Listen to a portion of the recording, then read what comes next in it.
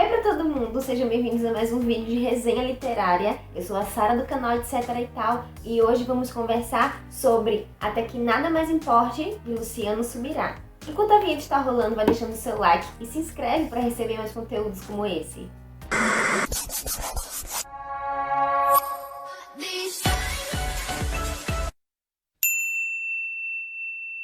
Uma das coisas que eu mais gosto nas pregações ou nos livros do Subirá é a didática que ele tem. E aqui não podia ser diferente, né? Ele se utiliza de exemplos pessoais e também de exemplos bíblicos para fundamentar os seus argumentos.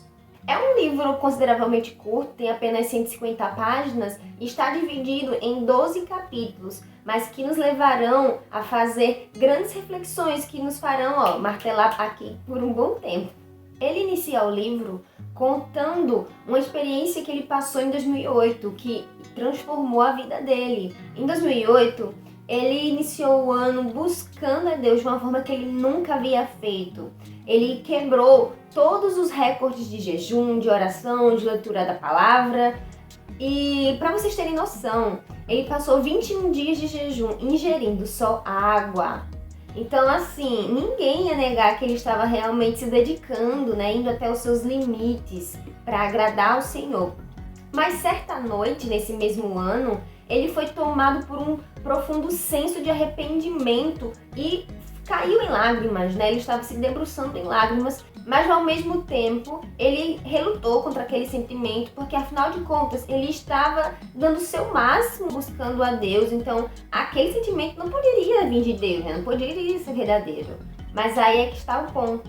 Deus está interessado no motivo que nos leva a buscá-lo e não na busca em si.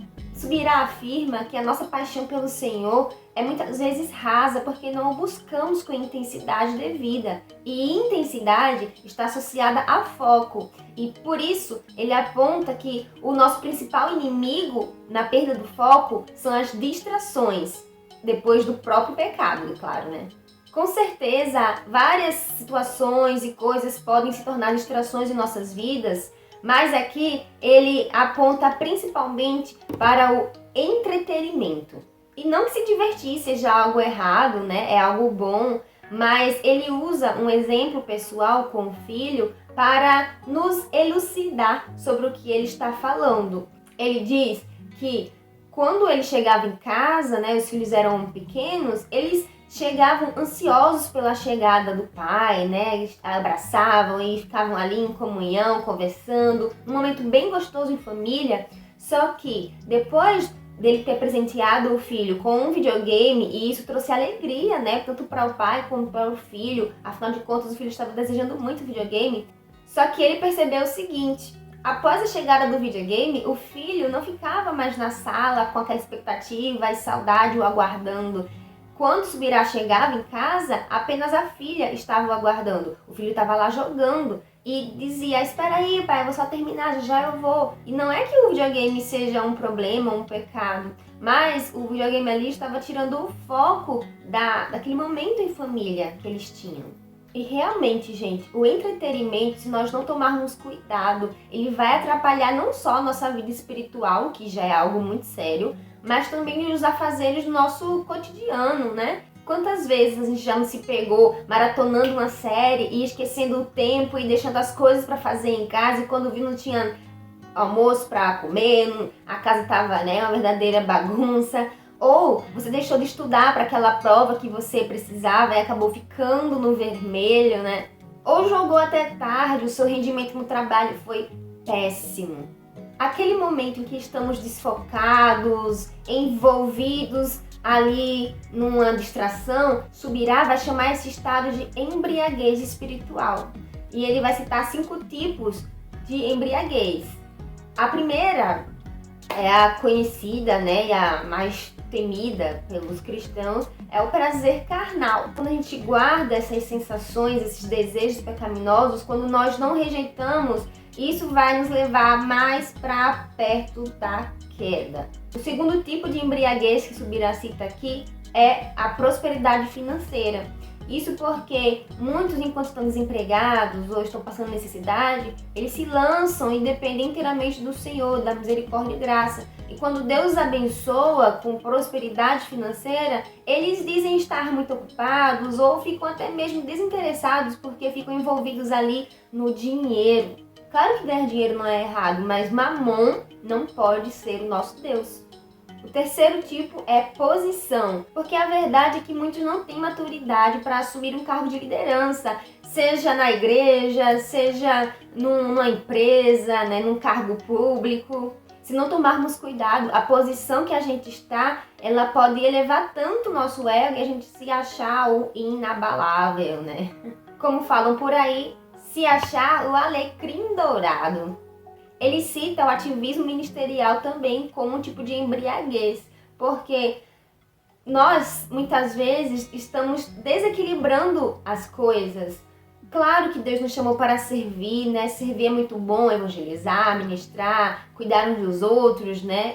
E ele usa aqui o exemplo de Maria e Marta para trazer à nossa memória que ouvir a Deus é mais importante. Muitos ministros, né, podem passar a sua semana pregando de uma igreja em outra, indo de um evangelismo a outro, visitando um orfanato aqui, visitando casas ali, e eles não param para ter o seu momento sozinho com Deus, né, para se derramar, para parar o mundo exterior e para ficar ali só para receber de Deus. Eles estão tão ocupados dando, né, que não recebem mais. E acreditem, ele também cita que a família pode se tornar um embriaguez, porque muitos dão a desculpa, né, que se casaram e têm filhos, então não tem tempo de buscar a Deus, mas a família, ela não deve ser um empecilho, né, não pode ser um obstáculo para buscar a Deus. Busquem ao Senhor juntos, né, é tão gostoso orar em casal, orar em família, né, ter aquele culto domiciliar, onde a gente pode orar uns pelos outros, onde a gente pode compartilhar a palavra, né? Ok. O que podemos fazer então para evitar a embriaguez? Se encher da palavra, se encher do Espírito de Deus e manter constante, né, nossa busca por Ele. O apóstolo Paulo fala lá em Romanos que nós não devemos nos conformar com o mundo, mas esse conformar não é simplesmente tolerar, né? Está associado a não nos moldarmos, a não nos ajustarmos aos padrões estabelecidos no mundo. Deus estabeleceu os seus padrões, né? Está tudo lá na palavra, está tudo na Bíblia. E como é que a gente vai evitar, até sem querer, acabar se ajustando a esses padrões que não são de Deus? Conhecendo os padrões dele. E a gente só vai conhecer lendo a palavra. Ler por ler também não adianta muito, né? Nós precisamos da sabedoria, do entendimento que o Espírito Santo nos traz, né? À luz da palavra, porque nós vamos compreender os princípios. E compreendendo os princípios, mesmo que algo não esteja propriamente escrito lá, né? Como essa questão de roupas, né? Ah, pode usar tal roupa, pode não usar, pode fazer isso, pode fazer aquilo. Compreendendo os princípios, você vai sentir paz ou não de fazer algo. É claro que não se moldar aos padrões do mundo vai ter o seu preço, né? Jesus já nos alertou, já alertou aos seus discípulos. E subirá falar algo interessante aqui, eu vou ler alguns recortes. Muitos abraçam o evangelho pensando apenas naquilo que podem lucrar com a sua decisão. Infelizmente, a negligência da igreja começa a partir da nossa pregação e ensino, na apresentação do cristianismo, que tem se tornado cada vez mais focado nos benefícios que as pessoas podem ter, em detrimento do preço que terão que pagar. Preço? Você falou em preço a ser pago na vida cristã? Eu não. Quem falou foi Jesus. Ele é quem disse que temos que calcular o custo antes de começar a carreira cristã. Alguém, em determinada ocasião, me perguntou: quanto custa o reino de Deus? E eu respondi: tudo que você tem. E a pessoa me questionou: não é de graça? É pela graça. É um favor imerecido, mas não é sem custo. Você está querendo dizer que temos que comprar nossa entrada no reino? Não vamos comprar nada, porque na verdade nós é quem fomos comprados.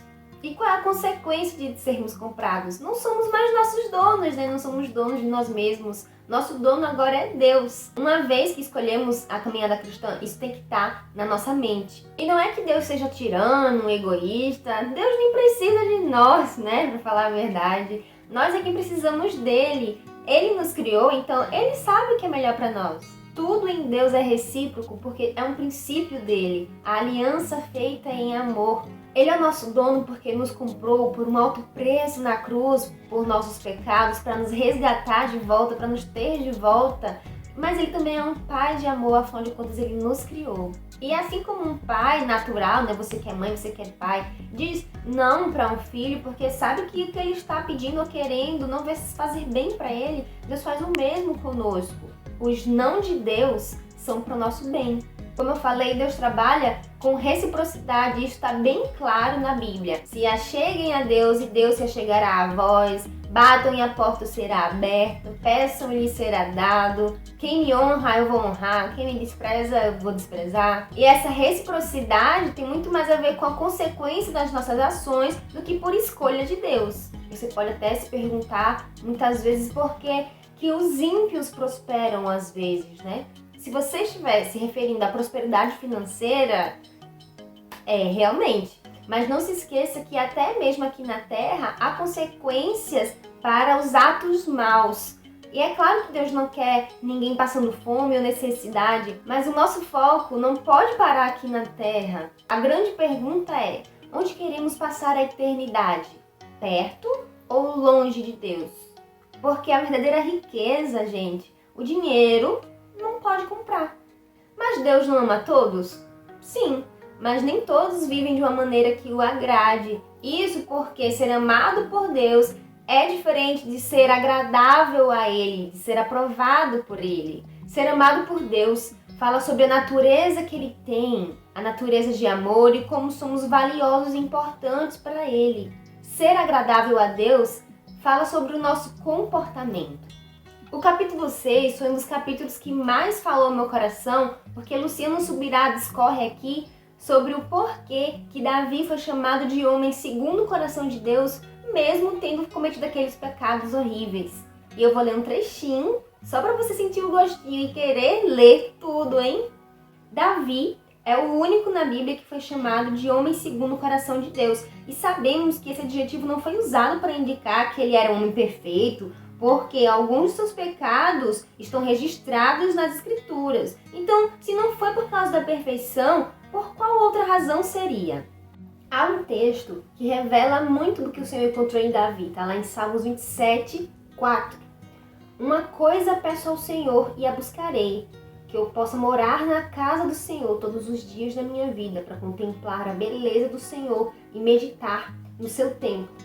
Outras declarações das Escrituras ampliam esse entendimento a respeito do tabernáculo de Davi, como é o caso lá de Amós, capítulo 9, versículo 11 e 12, onde Deus expõe o desejo de restaurar o tabernáculo de Davi. E não que Deus estivesse interessado no tabernáculo em si, né, no físico, mas é mais fácil concluir que o Senhor queria o que um dia aconteceu ali. O que Deus está procurando, afinal? Sua palavra deixa claro. Deus procura verdadeiros adoradores que o adorem em espírito e em verdade. Deus não quer simplesmente que o busquemos, mas Ele quer principalmente que queiramos buscá-lo. O capítulo 7, que é intitulado de Descobrindo os Tesouros de Cristo, é também um verdadeiro estudo bíblico que merece releituras, assim como o capítulo 6. No capítulo 8, o autor reforça a importância da frequência e a intensidade andarem juntas quando buscarmos a Deus. E no capítulo 9, Luciano Subirá explica a diferença da unção externa para a interna. Na unção externa é quando o Espírito Santo vem sobre nós e nos leva a fazer algo por Ele, como pregar. E a unção interna é quando Deus flui em nós, está relacionado ao que Deus faz por nós. E através de um testemunho pessoal, ele reforça a importância de permanecermos conectados à fonte, né, para que continue sempre a fluir em nós. Aos 22 anos, ele já pastoreava igrejas e na época ele era ainda solteiro, né, ainda muito novo, e ele achava desnecessário tirar férias, mas mesmo assim era uma norma na igreja local, né? Então ele fez o seguinte, ele tirou 10 dias e escolheu um local estratégico, assim, litoral, né, em que ele pudesse estar com os amigos, afinal de contas ele quis viajar com amigos, para curtir ali a praia durante o dia e também se comprometeu a pregar nas igrejas amigas naquele local. Então ele estaria de férias da sua igreja, mas não de férias do seu ministério. Afinal de contas, na época ele confessa que ele não valorizava o descanso.